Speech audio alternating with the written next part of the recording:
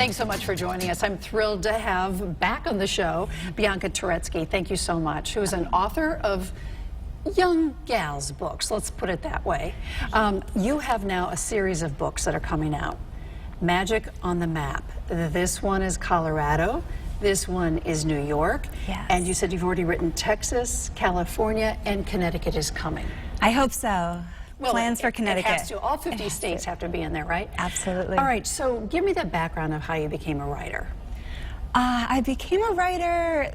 I always loved writing stories. I was an only child, a big reader, a lot of time to myself, and so I ended up just writing stories so I wouldn't be bored, to keep myself interested. And then I had my first poem published in the 2nd grade, and ever since then I was hooked and wanted to keep writing. How many books have you written so far? You starting out with Time Traveling Fashionista, which was very popular, and there were several in that series. There were 3 in that series. 3 in that series, 2 in this series, and 2 more coming next year. How do you write? Where do you go to sit and write? And this book, we should say, is for 6 to 10-year-olds. 6 to 10-year-olds, yes. So these books, I write at home, actually. I find myself so distracted. If I go to a coffee shop, I just end up eavesdropping and listening to other people's conversations. I need total silence and my cat and a laptop and some snacks. How about music? Do you do music? I can't do music. A lot of writers say that they'll write with music. Do you write longhand? Are you on a laptop? Are you on a computer? Are you how do you write? I love writing longhand, and if I could do that for everything, I would, but now these are on such a tight deadline that I just need to get to the laptop and just get them out on the laptop first. Give me, is there a formula to these books? Are there main characters? How does this work? Well, these are the first books I've written with a co-author, so that's a whole new experience for me. And you're friends? We're friends, yes. Courtney Scheinmel is one of my dear friends and an amazing author. And actually, she's the reason why these books exist, because they're based on a story from her childhood, where her father wanted to take her and her sister on a cross-country road trip, buy a camper, have them go to the Grand Canyon, Mount Rushmore, for the whole summer. And Courtney is not a big camper, and so his dream was her nightmare, and so she said, the only way I'll do this is if it's a magic camper. And so she told me this years later when we were trying to think of something to write together, and I thought that is the perfect book for us to do together. So that gets a little bit tricky. Do you compare notes? Do you write the first part of the book? Does she write the second? How is this going so far? That was a very big debate, because she is a big fan of Microsoft Word, and I'm a big fan of Google Docs. And Google Docs won, I have to say, but we started a Google Doc. She'll write a chapter. I will write over her chapter and do the next one. So we end up working together and sharing the work and writing over each other, so that it ends up being one clear voice.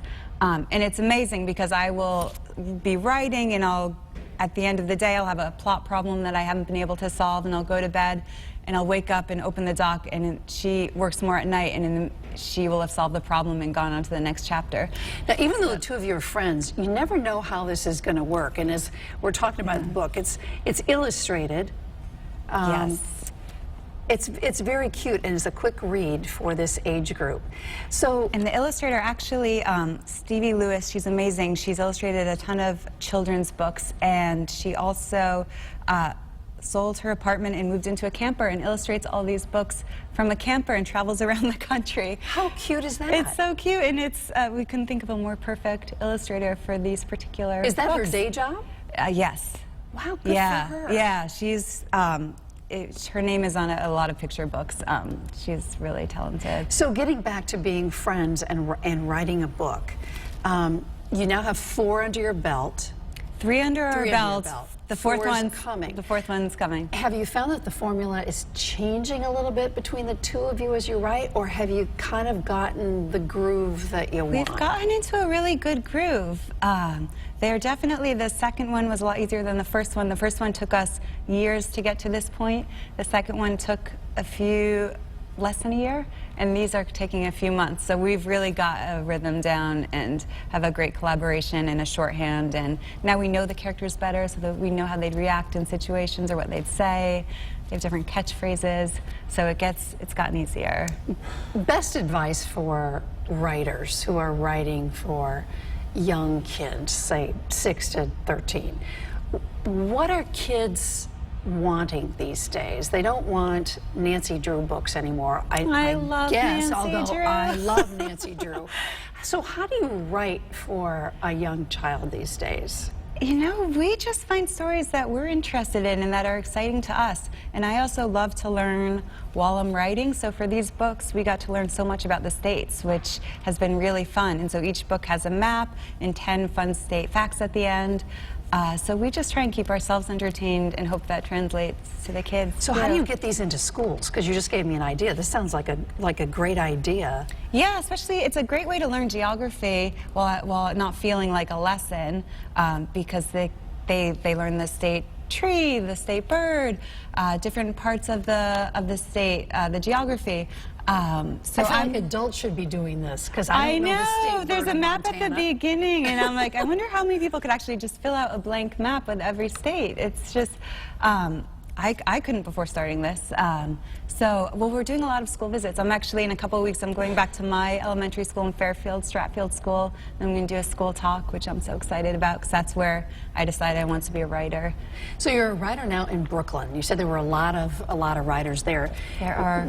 Do you get together with writers and talk about writer's block and things like that, or do you just not even want to deal with that conversation? We do. It's a great community because writing is such a lonely occupation. You're just by yourself with a laptop or a notebook, and it's great to have a community of people to talk to and to just get out of your apartment and put on some clothes instead of sweatpants. You've written just 2 books, not series like you. And this is not my phrase, but there's an author that says writing a book is like pushing a boulder up a hill alone. Doesn't that describe it? True. Yeah, it really does. It does. So what's the best advice you would give to a writer? I think the best advice is to not give up when it gets tough, because it's so easy. At the beginning, when you have an idea, it's like, this is the best thing ever. The first few chapters are great, and then the tough middle part happens. And I think the difference between published writers and not published writers is just pushing through that middle part and getting to the end and revising and just not giving up on a project when it gets hard, which is tough. Which is hard a Yes. lot. What's the plot of these? So these are based on Courtney's experience. So Finn and Molly are 7-year-old twins living in Ohio, and their father brings home this camper and wants to take the family on a trip. The family is like, no way, forget it. He had traded in his car for this camper. He's going to have to trade it back. But the kids sneak into the camper that night before he does this, and they realize that the camper has a pet. Not a cat or a dog, but it's a planet Earth transporter, which means that it can take the kids to anywhere in the world through using the information superhighway. So each book they end up in a different state, and they have to do their work and find out what that is. So they have to help someone who's there, which I love as well, because it's the message of just helping one person ends up helping a community, and has a domino effect of kindness. They have to do work in each state and figure out what it is, and then Pet reappears and brings them back to Ohio. What a great concept. I mean, I'm like, I need to do all of this and go through this. Are there other ideas in your head right now for books to come, or are you pretty much concentrating on this series? Right now, this is my main focus, but I have several other books I'd like to write. My great-grandmother was a professional football or soccer player in England, Really? and she ended up coming to the U.S. through this team, this factory team that was the first women's team, and it's such a good story, and it's a personal story, and I need to sit down and write it and interview people who my grandmother and people who knew her before. Hurry. I know. That's got to be the next thing. Yes, you've got to get on that. That could maybe be a movie. That feels like a movie to me. I know. Right. I know. So, are you happy writing for younger people, or are you conflicted that you'd like to write for adults as well? I love writing for younger people, and if I come up with an idea that I feel like would be a perfect book for adults, then I'll get excited about that. But for now, I seem to be inspired more by stories of kids and getting these books into the hands of kids and inspiring young readers. So you're going to write about your grandmother. Yeah. And then is there something else swimming around in there? Because everything to me is a story. Everything. I mean, I know, and it exactly. drives you crazy. You have voices in your head sometimes that say, you know, write this. But it's hunkering down and putting pen to paper or on a laptop or whatever. And I, as a writer, sometimes have self-doubt. Do you ever have that? Every single book. Every blank page, you forget that you've done this before and you're going to get through it. Every time, and I know from a lot of writer friends, they have the same thing. Somehow, it doesn't get easier. Every blank page is still so daunting, and but then just once you get past that and start writing and get in a groove, it goes away. But yes. So are you, just by virtue of who you are, you must write, or do you force yourself to write, or it's just who you are? At this point, it just feels like who I am. I still love writing letters. I still wake up and write in a diary. Writing is just such a part of many parts of my life that I can't imagine it without it. Have you thought about publishing your diary? Yeah. I mean, some people do, right? Yes, the problem is my mother recently moved, and she had saved all of these old journals of mine, and so now I have these boxes of journals, and I don't know what to do with them, because I can't get rid of them, but on the other hand, yeah, I don't know. I'm betting if you sit down and start going through those journals, Yeah. there are a million stories in there. Yeah, there just absolutely. are. That would, you know, remind you of a childhood or something like that. Yeah, some of them are actually very helpful in writing the fashionista books, because I'm like, what does it feel like to be 12? You know, and just like reading a few pages of that, you're like, oh, yep, I remember. It was really intense. Just in wrapping up, give me a little bit more advice for somebody who thinks they want to write, but they're not sure they want to write. How do you start? How do you start writing?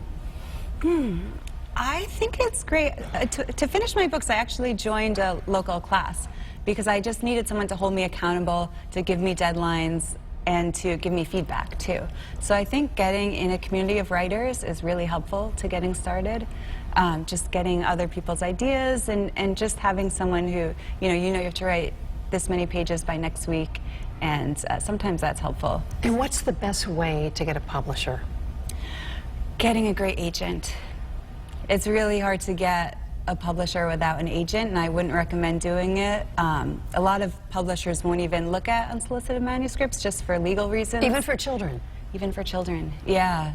Because in case they somehow publish something 3 years from now that was like this book, they can't even open them. So I would find an agent who represents books that are in the back of a lot of books that authors give thank yous, like thank you to my agent so-and-so. And if the book is similar to what you're writing, that would be a good agent to contact.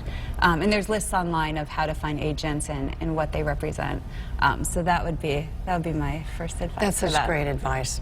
Thank you so much, Bianca Turetsky. And these are her new series of books, Magic on the Map. Look for them. They're on Amazon already, of course. Thanks again. Thank you, Anne.